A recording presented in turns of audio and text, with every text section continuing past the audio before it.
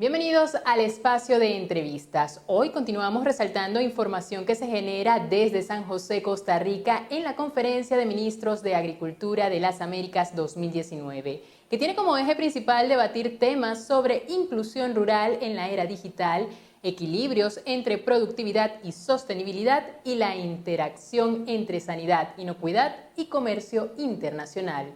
En esta oportunidad nos acompaña el ministro de Agricultura de Costa Rica, Renato Alvarado Rivera. Bienvenido a Noticias del Agro. Para comenzar, abordemos el tema tecnológico que se busca incluir en el sector rural. ¿Cómo lograríamos romper esa brecha para que los pequeños agricultores se beneficien de estos avances? Yo he insistido que, si bien es cierto, es indispensable que los productores y los pequeños productores tengan acceso a la tecnología, tienen más barreras de las que uno quisiera para poderlo accesar. Uno es que son pequeños productores que están muy dispersos y para poder aplicarles la tecnología tienen que trabajar en equipo, ¿verdad? Tienen que tener organización suficiente para poderles prestar el servicio de manera eficiente. Porque de lo contrario, el costo de la implementación y la aplicación de la tecnología es muy alto. Y voy a poner el ejemplo, un dron vale alrededor de $8,000 y no es un dron de alta sofisticación, o sea, es un dron básico, vale $8,000. O alguien les presta el servicio de manera colectiva, como no sé, un emprendimiento de pequeños o de estudiantes o de alguien que quiera hacer un emprendimiento para que les preste el servicio, pero tiene que ser un servicio casi que subsidiado porque esos pequeños productores no van a poder pagar ese servicio que se les vaya a prestar. Lo otro es que tengan organizaciones que logren generar el músculo económico suficiente para que ellos puedan o contratar el servicio o tener gente especializada dentro de la organización que aplique y preste el servicio de los drones a todo el colectivo de la organización. Yo, si no es mediante alguno de esos sistemas, lo veo muy difícil que la institucionalidad logre prestarles el servicio. A pesar de que en el caso nuestro, el Ministerio el año entrante presupuestó la adquisición de drones, no hay más que un dron por cada una de las extensiones, bueno, por los 8 territorios del país y no necesariamente por las oficinas de extensión. Entonces, la posibilidad de llegar al pequeño productor con 8 drones es prácticamente imposible llegarle a todos, será llegar muy selectivamente a grupos organizados. Entonces, ahí eso es, yo creo que una de las barreras más difíciles de romper y que va a requerir entonces de una política pública que tiene que ver más, no con políticas del Ministerio de Agricultura, sino con políticas país, para poder atraer los recursos suficientes y la capacidad y logística suficiente para poder atender la demanda de los pequeños agricultores. Costa Rica se convirtió en el primer país del mundo en firmar un pacto nacional por los objetivos de desarrollo sostenible. Incluso recibió el premio Campeón de la Tierra otorgado por la ONU este año. Un país que se ha convertido en un ejemplo en tema de sostenibilidad. ¿Cómo trabaja el Ministerio de Agricultura para incrementar la productividad cuidando la sostenibilidad? Nosotros eso es uno de los temas de los cuales nos podemos enorgullecer como país porque desde el año 1997 venimos trabajando sobre el tema de la resiliencia y de la articulación entre la producción y el medio ambiente, ¿verdad? Entonces, esa visión de trabajo de sostenibilidad es como tradicional ya casi en el país y los agricultores han venido absorbiendo esa visión de tener que ser sostenibles, ¿verdad? Y han encontrado que la protección del medio ambiente les genera algún grado de réditos, ¿verdad? Pero si bien es cierto eso, también lo que tenemos que es empezar a pensar de cómo nosotros traducimos ese esfuerzo que hace el agricultor costarricense para ser sostenible ambientalmente en una sostenibilidad también económica, ¿verdad? Porque a la fecha hemos sido ambientalmente sostenibles con la producción, pero los esfuerzos de la sostenibilidad ambiental no se ven reflejados en el producto final. ¿Qué quiero decir con esto? Los productores agrícolas en este país y en general en el mundo entero son tomadores de precios y no son vendedores de su producto. Entonces, cuando se aplican medidas de mitigación o de sostenibilidad, eso se traduce en costos a la producción y no se pueden transferir al precio final del producto. Dichosamente hoy la tendencia mundial es ir buscando productos más orgánicos, productos sostenibles, tanto ambientalmente como socialmente, pero todavía eso no es un mercado muy grande o gigante que realmente absorba el costo de esa producción. Hoy en día alguna gente dice que si uno produce amigablemente con el ambiente, que es sostenible, que las producciones, la productividad se puede incrementar. Pero cuando uno ya empieza a transferir eso a otros niveles de volumen, por ejemplo, resulta que terminan siendo un costo y que no son transferibles al precio final del producto. Puedo poner ejemplos concretos. La producción porcina en este país tiene hace muchísimos años, desde los años 90, de venir trabajando en la reducción del uso del agua, la utilización de los purines para hacer compost, ¿verdad? Hacer fertilizantes, hacer bioles para poder utilizar las aguas residuales. Pero la inversión para poner una planta de tratamiento de una finca mediana de 200 cerdos supera los 10 millones de colones y el productor no recibe ningún beneficio adicional por esa acción de protección y reuso de los subproductos de la producción, sino que padece del precio del mercado que está, y si sale al mercado internacional todavía peor, porque los costos de producción de otros países que generan grandes producciones y disminución de costos por economías de escala, no le permiten competir en el mercado internacional. Entonces, lo condenamos realmente a la desaparición porque su costo se incrementa en aras de la protección y en el precio final no se ve traducido ese esfuerzo. ¿Y qué acciones se deben tomar para que esos agricultores obtengan un precio justo? Realmente lo que he insistido por muchísimos años es que cuando hablamos de valor agregado, siempre hablamos en la transformación del producto hacia empacarlo, convertirlo en chips para venderlos de una manera diferente, de convertirlos en las frutas en jaleas o en productos farmacéuticos y médicos, ¿verdad? Pero eso implica una innovación y una transformación tecnológica muy importante.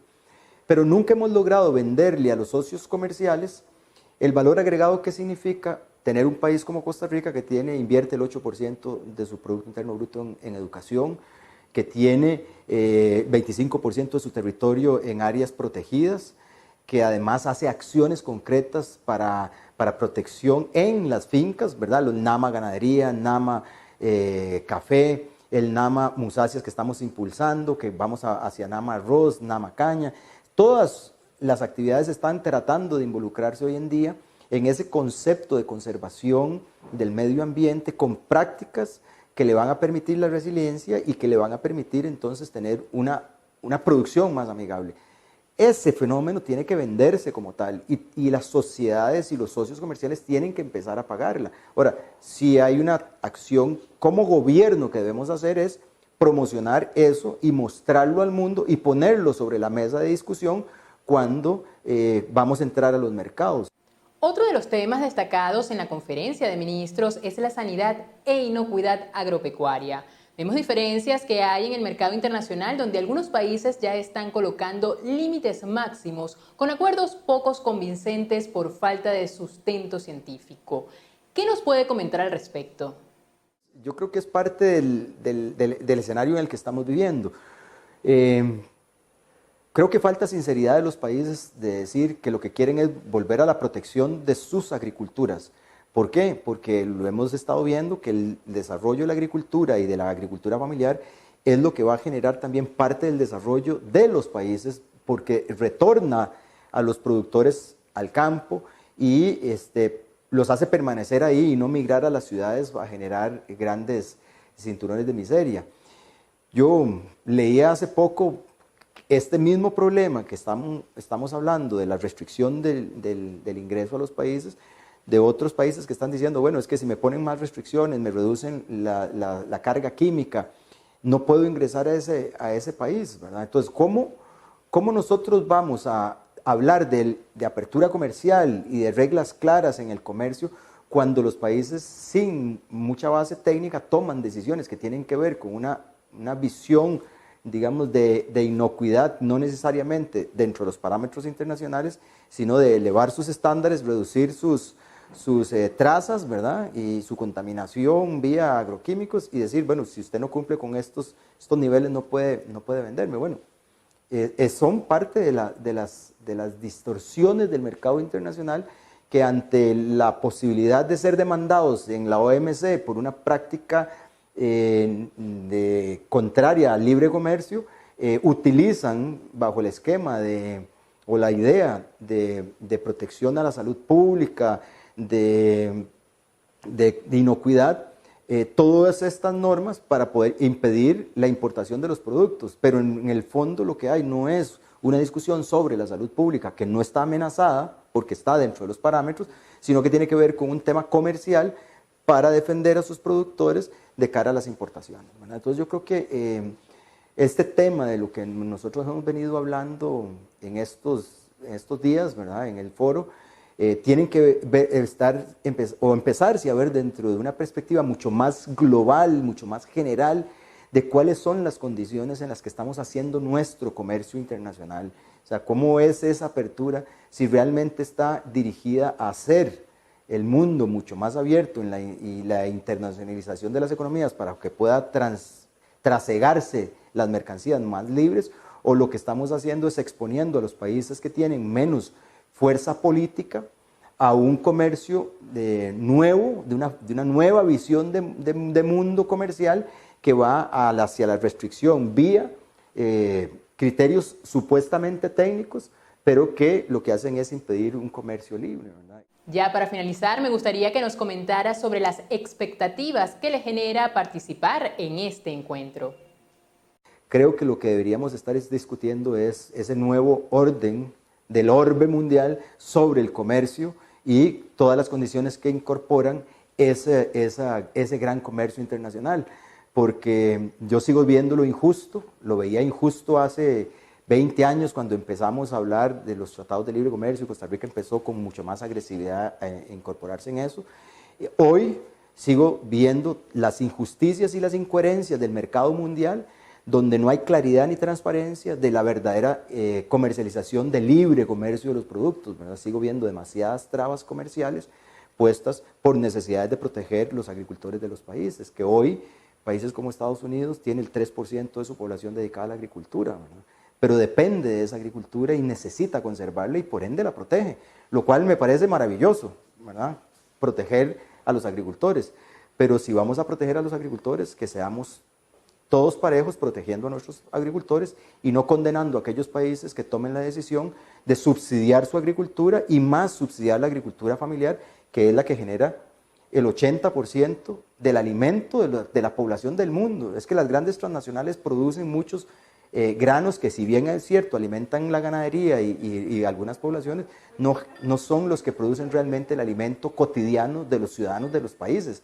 Es aquella pequeña agricultura que produce las hortalizas, que produce los tubérculos, ¿verdad?, los que están poniendo la comida en la mesa de los seres humanos de este planeta. Entonces yo creo que ahí hay que hacer toda esa reconceptualización del comercio internacional, y yo esperaría que por lo menos aquí quedara plasmado el tema. Yo soy un hombre muy paciente, muy insistente, como la gota sobre la piedra, y si hoy y en este evento no logramos posicionar ese tema, insistiré hasta la saciedad y mis últimos días de que esa es una necesidad imperiosa para rescatar la agricultura de los países de Iberoamérica. Agradecida con la participación del ministro de Agricultura de Costa Rica, Renato Alvarado Rivera, quien nos dio su opinión y expectativas sobre temas a debatir en la Conferencia de Ministros de Agricultura de las Américas 2019. Nosotros hacemos una breve pausa. Al regreso, más de Noticias del Agro.